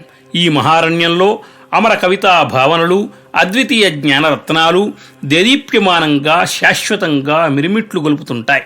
ప్రపంచ వాంగ్మయంలో నిరుపమానాలుగా వర్ణించదగ్గ ప్రాచీనతమ వీరగాథలు, ఆధ్యాత్మిక గీతలు, నీతి కథలు మహాభారతంలో పడుగుపేకలుగా కలిసిపోయి కనిపిస్తున్నాయి. మన ప్రాచీనుడు మహాభారతాన్ని పంచమవేదంగా పేర్కొన్నారు. అంటే వేదవాంగ్మయానికి ఐక్యసంధానం కల్పించే ప్రామాణిక రచన అన్నమాట. అసలు వ్యాసమహర్షి వ్యక్తిత్వమే ఐక్యసంధానం. ఆయన సమన్వయ సంధాత. వేదాలకు సమన్వయ సంధానం చేసిన వేదవ్యాసుడే మహాభారత కర్త. వేదవాంగ్మయంలో స్థూల దృష్టికి కనిపించే వైరుధ్యాలను పరిహరించడానికే వ్యాసమహర్షి పంచమ వేదమైన మహాభారతాన్ని రచించాడు. వేదవ్యాసుడు సాధించిన విశిష్టతే ధర్మాద్వైతం. ధర్మాద్వైత దర్శనమే మహాభారతానికి జీవనాడి. ఈ ధర్మాద్వైతాన్ని సాధించి చూపించిన యోగీశ్వరుడైన శ్రీకృష్ణుడు గీతాచార్యుడే కాక అనుష్ఠాన వేదాంతి. జీవిత సాఫల్యానికి భగవద్గీత గాని మహాభారతం గాని ఒకే మార్గాన్ని ఉపదేశించలేదు. శాంతి పర్వంలో వివిధ వేదాంతాలు, ఆధ్యాత్మిక ప్రబోధాలు, నీతి మార్గాలను భీష్ముడు ధర్మరాజుకు బోధించాడు. మహాభారతం ధర్మంలోని అద్వైతాన్ని, సమన్వయ సంధానాన్ని ప్రతిపాదిస్తుంది. వైవిధ్యంలోని ఏకత్వాన్ని ప్రతిపాదిస్తుంది. ఆశ్రమాలన్నింటిలో గృహస్థాశ్రమం ఉత్కృష్టమైనట్లుగా కావ్యాలలో మహాభారతం మిన్నా అని, మహాభారతం అవతారికలో బ్రహ్మదేవుడు అన్న మాటలు ఎంతో అర్థవంతమైనవి. దీనిలో వివిధ వేదాంత దర్శనాలతో పాటు అనుష్ఠాన వేదాంతం ఉపదేశించబడింది. భారతంలోని అరణ్య పర్వం జీవధర్మపరంగా అత్యుత్తమమైన ప్రకరణం. జీవితమంటే అన్వేషణ, ఆత్మశోధన. జీవితమంటే నేర్పు, ఓర్పు, ఓదార్పు, శిక్ష, శిక్షణ, అభ్యాసం, సంగోష్ఠి, సత్యాన్వేషణం. అరణ్యవాసం పాండవులకు ఒక వరప్రసాదం. అది వాళ్ల పాలిట లౌకిక విద్యాభ్యాసం. అనేక మంది ఋషులు, మునులు వాళ్లను సందర్శించారు. ఎన్నో కథలు, గాథలు, చరిత్రలు, నీతులు బోధించారు. విశిష్ట జీవన విధుల్ని నిర్వచించారు. పాండవులు అనేక మంది మహనీయుల నోట అనేక మంది మహానుభావుల చరిత్రలు విని వారితో తమ కష్టాల్ని బేరీజు వేసుకుని సాంత్వన పొందారు. తమ జీవన ధ్యేయం స్థిరపరుచుకున్నారు. వ్యాసమహర్షి అర్జునునికి ప్రతిస్మృతి విద్యను ఉపదేశించాడు. అర్జునుడు ఆ విద్యతో శివుణ్ణి ప్రసన్నుణ్ణి చేసుకుని గాంధీవాన్ని, అక్షయ తూణీరాలను పొందాడు. అప్రతిహతమైన పాశుపతాస్త్రం సంపాదించాడు.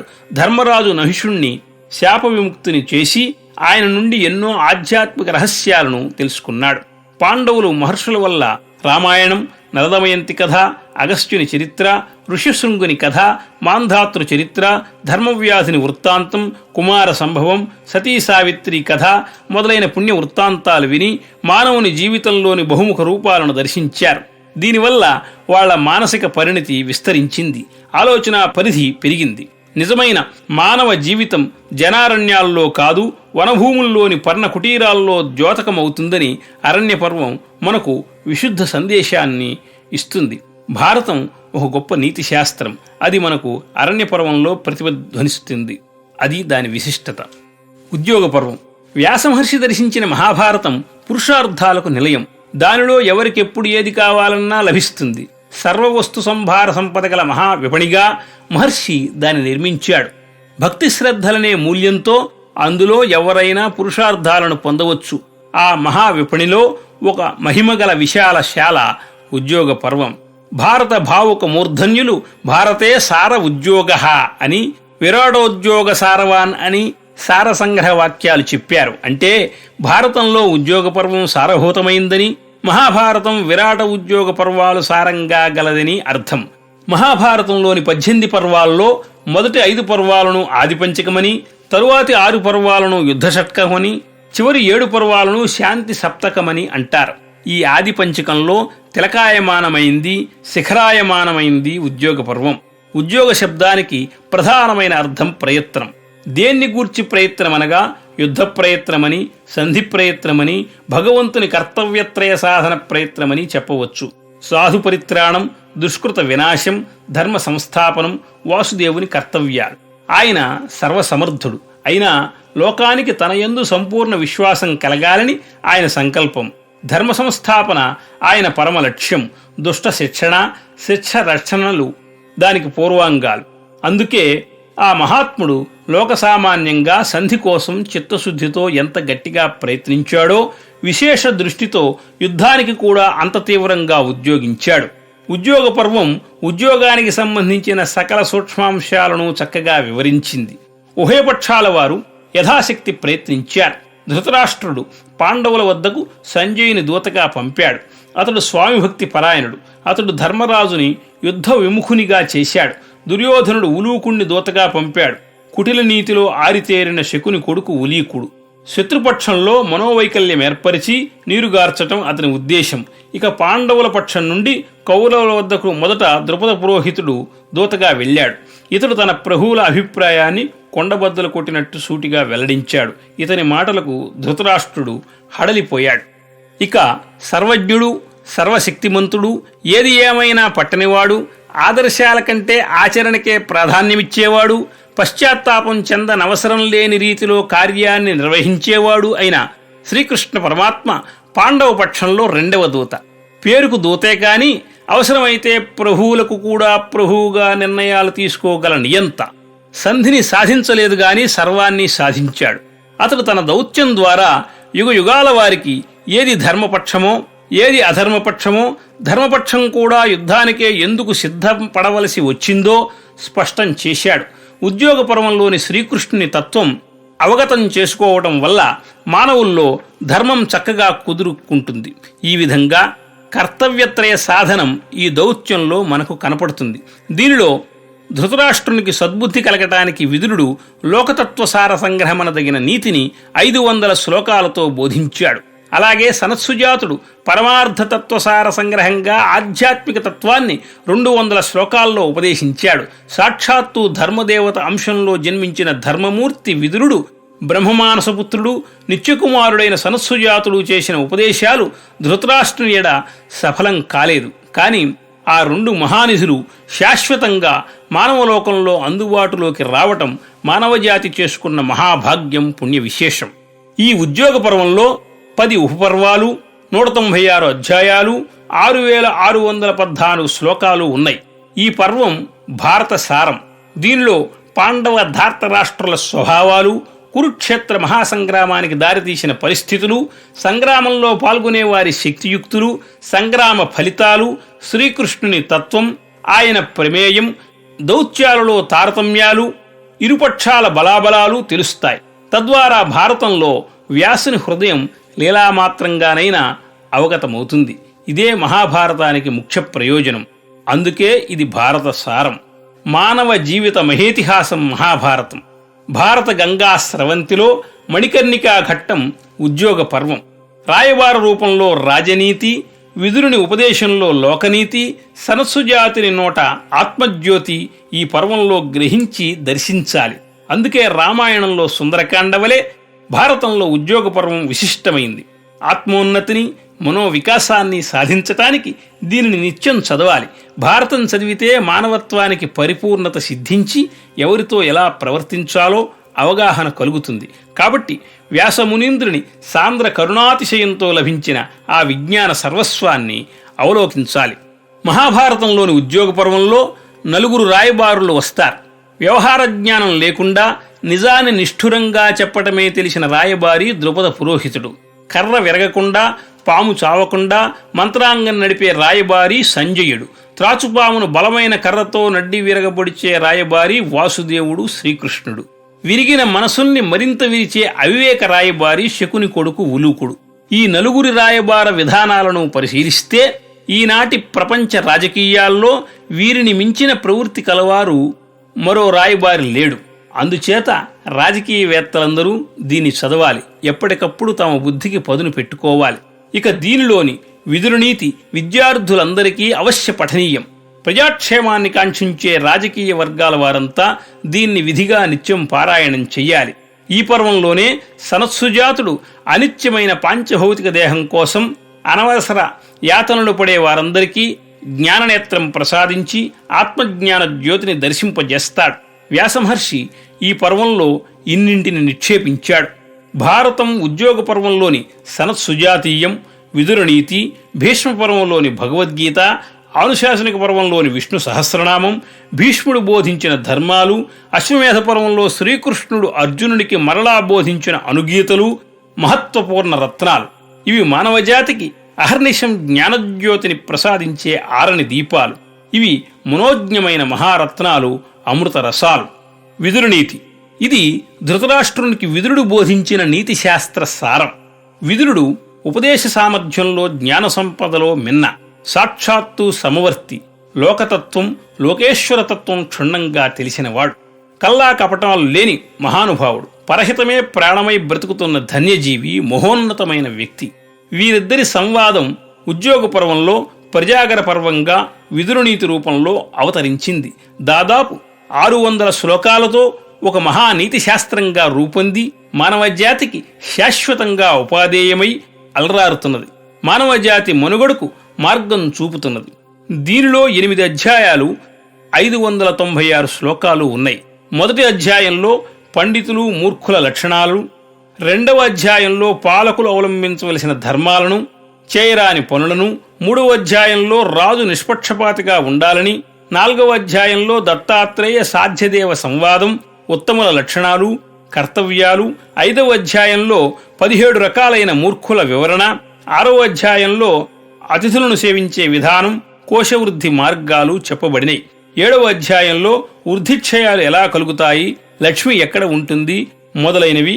8వ అధ్యాయంలో ధర్మం గొప్పతనం, విద్యార్థుల లక్షణాలు, వర్ణధర్మాలు చెప్పారు. స్థూలంగా విదురనీతి ఒక లౌకిక ధర్మశాస్త్రంగా దర్శనమిస్తుంది. పరమ కారుణికుడు, దయాళువైన వ్యాసభగవానుడు మానవుల కోసం 14 విద్యల్లోని సర్వరహస్యాలను మహాభారతంలో వివరించాడు. అది వివేక తరువులు పెరిగిన ఉద్యానవనం, పరిపూర్ణమైన నవరస సుధాబ్ది, సర్వ విద్యలకు మూలపీఠం, సకల కుతూహాలకు జన్మస్థానం, సమస్త శాస్త్రాలకు ఒరిపిడి రాయి, సకల ధర్మాలకు పుట్టినిల్లు, శారదాదేవి లావణ్యరత్న భాండారం. ఈ గ్రంథం అద్వితీయం, పరమ పవిత్రం, మాంగళ్యధామం. వ్యాసుని సృష్టి ఎంత విస్తృతమైందో అంత గంభీరమైంది. అందుకే ఇది పంచమ వేదంగా పరిగణించబడింది. ధర్మమూలం జగత్సర్వం, ధర్మశ్చ శృతిమూలకః, భారతం పంచమో వేదః, శృతి సర్వస్వవిస్తరః. వేదాలు ఏ ప్రయోజనం కోసం ఉద్దిష్టమైనవో భారతం కూడా అదే ప్రయోజనాన్ని సాధించడానికి ఉద్దిష్టమైంది. విధి నిషేధ వాక్యాల ద్వారా ధర్మాధర్మాలను ప్రతిపాదించడమే వాటి ప్రయోజనం. అదే పని మహాభారతం కూడా చేస్తుంది. కాబట్టి దీనిని పంచమ వేదం అన్నారు. జగత్తును నిలబెట్టేది ధర్మం. వేదాలు ప్రతిపాదించింది, పురాణేతిహాసాదులు ప్రబోధించింది ఈ ధర్మాన్నే. అయితే ప్రతిపాదించే విధానాల్లో భేదం ఉంది. ఇతిహాస పురాణాల ప్రధాన లక్ష్యం కూడా ధర్మ ఉపదేశమే. మహాభారతం కథాకథన వ్యాజంతో వేదోక్త ధర్మాలను సామాన్య మానవులకు బోధించింది. కథల ద్వారా చెప్పిన ధర్మాలు హృదయానికి బాగా హత్తుకుంటాయి. మహాభారతం ఇలాంటి కథల పుట్ట. ఎన్నో మనోహరమైన ఆఖ్యానాల ద్వారా ధర్మం బోధించడంతో పాటు ప్రత్యక్ష ధర్మోపదేశం కూడా మహాభారతంలో కనపడుతుంది. దీనికి ఉదాహరణ శాంతి పర్వం. దీనిలోని ధర్మోపదేశం ప్రశ్నోత్తర రూపంలో ఉన్న ప్రత్యక్షోపదేశమే. మహాభారతంలోని 18 పర్వాలలో శాంతి పర్వం చాలా పెద్దది. దీనిలో 125 అధ్యాయాలు, దాదాపు 13,000 శ్లోకాలు ఉన్నాయి. అంటే మొత్తం మహాభారతంలో శాంతి పర్వం 8వ వంతు గ్రంథం. శాంతి పర్వంలో కథల సంఖ్య అతి స్వల్పం. అర్ధ కామ మోక్షాలకు ఉపయోగించే ధర్మాలన్నీ దీనిలో ప్రతిపాదించబడినాయి. ఐహిక పారలౌకిక సుఖాలనిస్తూ చివరికి మోక్షాన్ని నిశ్రేయాన్ని ఇచ్చేది ధర్మం. యతో అభ్యుదయ నిశ్రేయస సిద్ధి స ధర్మ అని కణాద మహర్షి ధర్మాన్ని నిర్వచించాడు. శబ్దస్వరూపాన్ని అనుసరించి ధారణాత్ ధర్మ అని, ధ్రియతే అనేన ఇతి ధర్మ అని వ్యుత్పత్తులు చెప్పారు. ఈనాటి హైందవ సమాజాన్ని ఒక దారిలో నడిపిస్తున్నవి రామాయణ మహాభారతాలే. భారతీయ జీవన విధానాన్ని ఇవి ప్రభావితం చేసినట్లుగా ప్రపంచంలోని ఏ ఇతర గ్రంథము ఏ దేశాన్ని ప్రభావితం చేయలేదు. రామాయణ భారతాలకు అంతటి విశిష్టత ఉంది.